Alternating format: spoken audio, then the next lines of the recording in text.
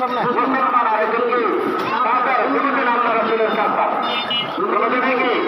আল্লাহ রাসূলের কাফের একজন হলো আবু লাহাব আরেকজন হলো ইবনে আব্বাস রাদিয়াল্লাহু তাআলা দুজনে কি আল্লাহ রাসূলের কাফের একজনকে আল্লাহ পাক কত মর্যাদা দিয়েছেন আরেকজনকে কত নিশ্চিত বানাইছেন দেখেন আমি এই আবু লাহাবের বিরুদ্ধে আল্লাহ রাব্বুল আলামিন কোরআন শরীফে একটা সূরা নাযিল করেছেন সূরা তাব্বাত